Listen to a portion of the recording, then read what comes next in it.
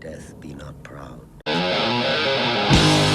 What's up, you rioting Marxist, book-burning bundles of sticks? Holy Diver here, and today I've got the Goblin Showcase, so I'm going to be all business. I'm also fulfilling a request that I got a long time ago. How do I store my miniatures? So I'll take you through that in just a second here. You know, at the end of a very long work week, found out it was daylight savings. And I've just been taking it easy today. I'm about to skip off to the gym, so I'm going to hurry up and get to business on this showcase video. So, other than that, let's see. Oh, my lazy ass got down here. I painted 2 more Macedonians, everyone. Some people can't even do that. Some people can't even do that, let alone build them. You'll see a bunch of Macedonian, you know, so people were to play fantasy, historical miniature games the same way they play fantasy or 40K, you'd see a lot of half-ass shit like that. You'd be like, I just painted 2, and everybody would gather around him. He'd be like this god, you know, in the game store. It'd be like talking to a comic book store guy from The Simpsons. You really painted 2 miniatures? How did you get that done? I can't wrap my head around it, you know. So there is that. I'm finishing some duels. Other than that, I got some extra hoplites that I'm painting here because, you know, one guy might not come and pick these up, and, you know, possession is 9/10 of the law. So Dylan, you'd better get out and play my ass right now. Otherwise, you know, like I said, possession is 9/10 of the law. Other than that, been working. Hopefully I'm going to end the season and I'll get 5 weeks off and I won't have to do jack shit except paint and sleep. There you go. So without further ado, let's go to the Night Goblin Showcase. So I got to get a request out of the way for a fan. He asked me how I store my miniatures. Well, most of them I just store like that in a dusty corner, like those chariots over there. They're just sitting there in a dusty corner. They're never going to do anything. There you go. No, it's a request that I'm going to fulfill. So a lot of times what I do is I get shoe boxes like this. And as you can see, there's a shit ton of models in the shoe boxes. This is how I'm storing my dwarfs. So that's example number 1. I only have one little storage cabinet like this. I would buy more of these, except for they're made in China and they're pieces of shit. If somebody knows where you can get a better quality version of something like this, let me know. Throw a link in the description below and let me know, because this is the example number 2 of how I store my miniatures right here. And again, Tupperware. So lots and lots of Tupperware, and it just goes into the Tupperware. As a matter of fact, yeah, it's just a piece of shit. Like, I can barely close it. I can barely open it, you know. And it's just one way that I would do it. If I would buy more of these if I could find them with a better quality. Not made in China, maybe made in America. I can't even move that stupid piece of shit because the wheels fall out from underneath it. Again, we need to get away from China. I do stack a lot of models on shelves. And, oh, right here. Forgot he was there. That's the last dwarf model I had to paint, right there. I do stack a lot of models on shelves. Right now my Celts are separated into a sword point army, and I am eagerly awaiting a rematch with the Ranger, or as I like to call him, Wargamer Chad. Yeah. So yeah, I do stack them on shelves, and there we go. This is the cabinet where my Greeks are stored. The 2 rulers, there's a reason why those are there. General hasn't figured out a way to push the rulers out. He can open up cabinets, so luckily for me, I put some big magnets on there, and it's kind of hard for him to open. I've only, you know, with that there, you know, so he's not the best problem solver in the world, but he can open up cabinets. So the Greeks are in there, and that's another way that I store them. So all my Greeks are in that cabinet. I like battle foam. All my night goblins are in cases like that. That's actually the case right there, that one top side up. That's my case for my Kings of War army Goblins. That's like my tournament army. I usually tout that one around with me and everything. So yeah, I do use the battle foam and everything, and that's my plane thing. So if I get on a plane and I want to bring a whole army with me, I will buy foams for that, and I will find a way to bring the army with me through that. Other than that, I got bigger battle foams. I used to have the gigantic 520, and that got stolen with my orcs and goblins. Individual foams like there. As a matter of fact, I have some foams that I have to cut, but I do it in boxes. As you can see, I've got my lizard men in boxes, noodle boxes. This whole side of the shelf is basically for my orc army, as you can see, who were not showcased. But if you want a showcase video there, let me know. And then I've got my Romans over there. And then this whole shelf is going to eventually, hold on, and stop right there. Oh, stop right there. It's going to eventually be filled up by French and English. As a matter of fact, all the Celts and the Templars over there, they're getting phased out. They're going to have to find another place. They're probably going to have to go up to that shelf. So I have a closet that I haven't optimized yet. And then the Empire's over there, and then I've got 2 armies right there. This is actually pretty good because I got my rock pile army right here, and I got my ogres right here. My ogres are the one army that I am going to keep for Kings of War. Whereas like my orcs proper, I am retiring them permanently from Kings of War because I've got 3 Mantic armies that I can play, and I would much rather use Mantic armies in Kings of War battle reports if I ever play them again. So up there, I've got just got a foam full of Kings of War stuff right there. It's dwarfs and undead. It's the old starter kit. So I store a lot of Dungeons and Dragons. As a matter of fact, I got to put these guys into the Dungeons and Dragons case. I never put them back. I wish some friends would get up off their asses and show up to the house once in a while. But, it's really hard right now because, when you have to get off of your ass, that could be very dangerous. I mean, there's a lot of... That is a thing right there. So that is how I store miniatures, not to mention boxes with foams inside of them. And then I put an old shirt and I put miniatures on top of the old shirt inside Tupperwares. And then I have several boxes like that upstairs. And then I have my personal tray. That's where my Celts are. They're upstairs right now. So noodle boxes and stuff like that. That's how I store a lot of my miniatures. It gets dusty, but you get a can of air. You can make I actually had an annual dust off actually when I redid my Empire army, which I still need to showcase. I dusted all those guys off, repainted, put paint on every single miniature that you see before you there. And then on top of that, I dusted off all my orcs, so stuff that I use. And that is how I store my miniatures. I hope this helps. So let's start off in this showcase with the heroes. You've got to have Skarsnik, Warlord of the 8 Peaks, to lead your Night Goblins. He rocks in at about 275 points, and he has a 26-man Night Goblin unit with him, and they are rocking command, 45 points for Nets, 2 Fanatics, and they rock in at about 203 points. And that's him and his color guard. As a matter of fact, you have some of my 1st and 2nd generation Night Goblins in there. I believe when my orcs were stolen, that huge box, I believe there were about 30 Night Goblins in there with 3 Fanatics. I lost like 6,000 points easily, maybe close to 7,000 points of orcs when that box was stolen from me, and he's just out there with his Fanatics, and so that's who's leading the force. Let's get a look at the characters real quick. So let's start here with the Night Goblin Bsb.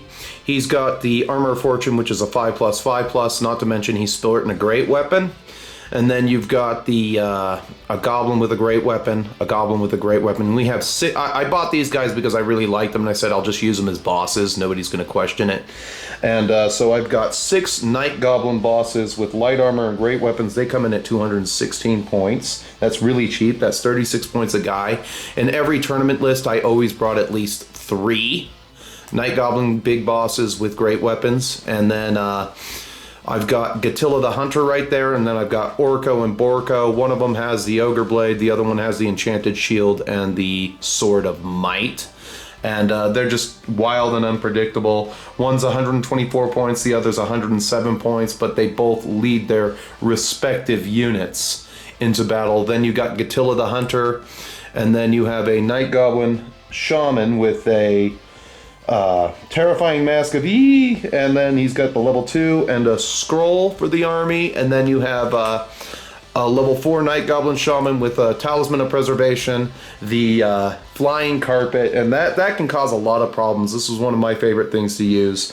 The Flying Carpet, and he just flies around on his carpet casting magic at everybody. And then you also have, right up here, we'll put him in the forefront, you have a Night Goblin, you have a Goblin War Boss. He's got Fencer's Blades, Light Armor of Glittering Scales, and the Potion of Strength. This kind of makes him a challenge machine, so he can kind of take on a greater demon for a little while without being... just a little while. I think the best he's ever done is survive 2 rounds of combat with a greater demon, and then he got squashed to death because you can't hit him. And then when you stomp, it's distributed into the unit, I believe. It's not into the challenge, but it might be. I do know that he can be particularly hard to deal with in a challenge for like a vampire, because all of a sudden you think you're going to hit him on 3s. He's weapon skill 10, -1 to hit. The best you're going to do is 5s. And that helps a lot against heavy combat-oriented characters that do not have hatred normally. So you got that guy right there. And that is all of the heroes in this army. Now we're going to talk about the individual units and why they're important. Let's talk real quick about special choices for any Goblin army in the GW world. First and foremost, most of the time it was always Night Goblins. I've never seen Goblins proper ran on their own. I have seen a few Wolf Rider armies and everything, but let's just talk Night Goblins. Night Goblins are shit troops. They are just as bad as fighters as Skaven Slaves, except for Skaven Slaves have slings which have 2 shots apiece. They also are, at 3 points apiece, they're leadership 5, they are utter garbage troops. Another faux pas that people fall into, another trope that they fall into, is they always bring Night Goblin Fanatics. I'm going to bring tons of Fanatics, I'm going to be so hard. Fanatics are just as bad. If you have too many of them, you start to trip all over them. It can be real. It's not supposed to be funny. It's supposed to be a deterrent. In most lists, I've never ran more than 5 Night Goblin Fanatics in a tournament. Never more than 5. Just 5. The more Fanatics somebody has, the more they're trying to rely on something that isn't really that good, and you're just basically able to make them move a certain way, trap them in an area with their own Fanatics, and then watch them go to work on them, or take the Fanatic, charge in, and distribute tons of damage on the unit and make the unit run off the table. Sometimes it's better just to take the hit and move on. So there's a reason they give you squigs. Squigs are probably the most important element of any Night Goblin army. You need to always bring at least 2 Mangler squigs and a horde of 30 squigs and 10 handlers. A horde minimum. Minimum 2 of those if you're not bringing trolls. I always like to bring trolls. Trolls are something that are very good at pushing armored units back and everything, because you can vomit. Oh, look, I got lucky. I rolled 2 3s and killed 2 Chaos Knights that turn. That's 2 Chaos Knights that aren't going to be sitting there getting poked at by goblins. So they can become even more devastating when you cast Sneaky Stabbing on them, and you give them the armor penetration and everything. So that's another thing that they get. You get the -1 armor penetration. And then the Squig Hoppers themselves are cheap cavalry. It's 60 points for 5 of them, I think. Yeah, 60 points for 5 of them, and that creates cannon targets. That's why the giant's there. So, you know, if you bring a giant, 2 Mangler Squigs, 2 units of 5 Squig Hoppers, and then you've got the big unit of Squigs. That's 1, 2, 3, 4, 5 cannon targets all of a sudden. Something to think about. You bring 2 to 3 units of fast cavalry, that goes up to 7. Very handy against MSU weak. That's what they were. Any gunline army is weak against MSU. That's all you need to know. Any gunline army in the Warhammer world was completely weak against MSU. You bring 10 cannon targets, there's really nothing they can do to stop you, because once the actual Night Goblins come into play, and they've got the bosses up front, they've got the combat resolution, and you've made it across that field, which isn't hard, and you're spinning Fanatics into their ranks, into an army that will not move, you've won at that point. There's nothing they can do to stop you. So That is very important. You always have to bring tons of squigs and trolls, giants, or something like that. And then you have spear checkers.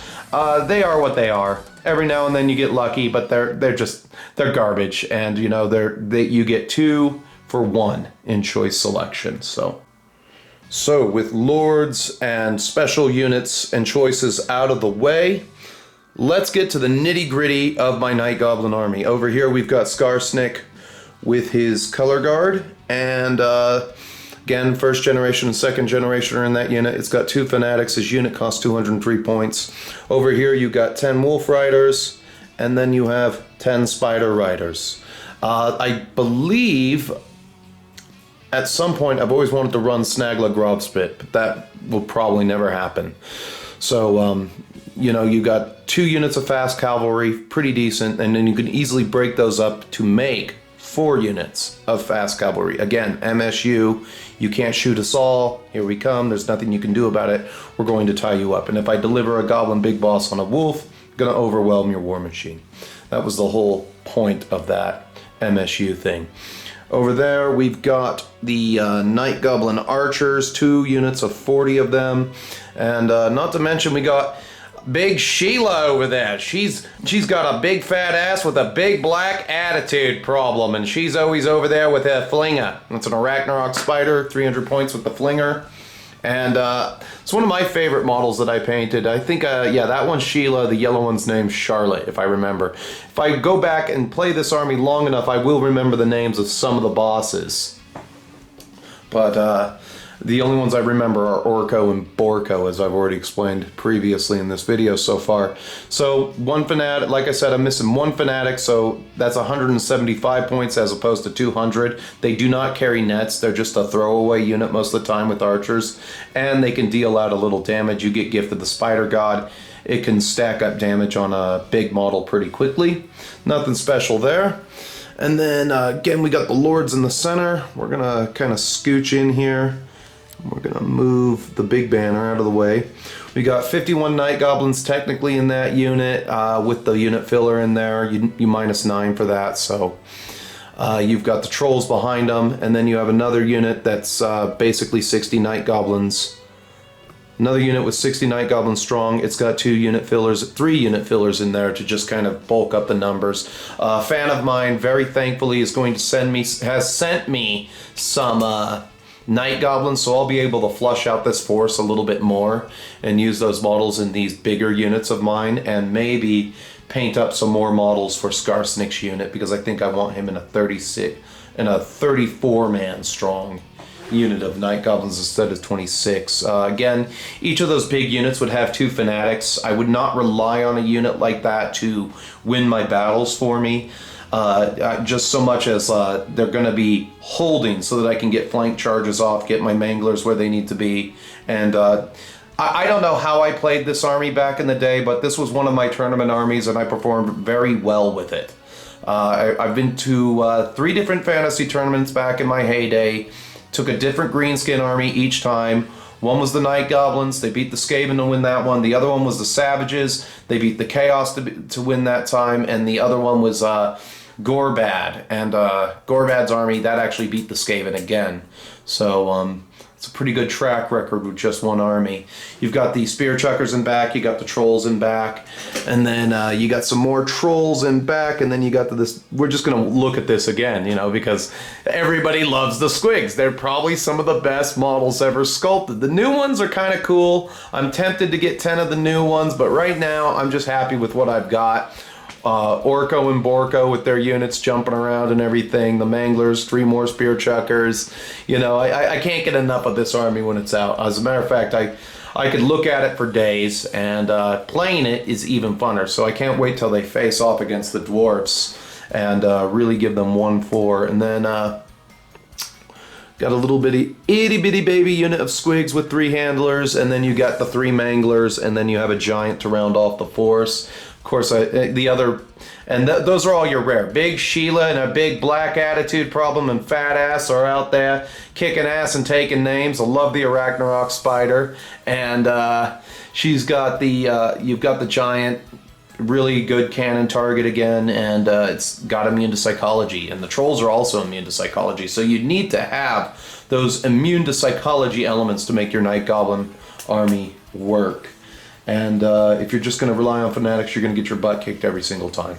Every single time, because more seasoned players know how to move around them and or make you shoot them in certain directions. There was one time I lined up my, when I still had Bretonnians, I used my Pegasus Knights, boom. I dropped them right dead smack in the center, let the Fanatics pass through them, and where did the Fanatics go? They landed right onto the Night Goblin General's unit and decimated it. That unit went from being like 50 strong to about 29 in an instant, and it was hilarious. So, you know, there are sneaky little tricks that you can do.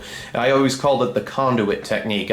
Sometimes I would come within 8 inches, I would put my Wolf Riders right there. I would smack all 3 Fanatics through my Wolf Riders, 1, 2, 3, kill my Wolf Riders, except for when there's only an inch between units and the base itself is an inch. Oh, I count as touching you? Yes, I will pass all 3 Fanatics through your Chaos Knights. Thank you very much, Mr. Chaos Player. So, you know, there's ways to use those things and everything, but the Manglers, they're just a threat.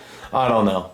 But this has been the showcase. So in any case, Internet, that's my showcase. I hope you enjoyed it. A rough rundown of the list that I put together it's huge. This is a big army. I have a total of 1,115 points of just the heroes on the first page. So we got Skarsnik at 275. We got a Goblin Warboss with the Fencer's Blades and the Glittering Scales and the Potion of Strength for 145.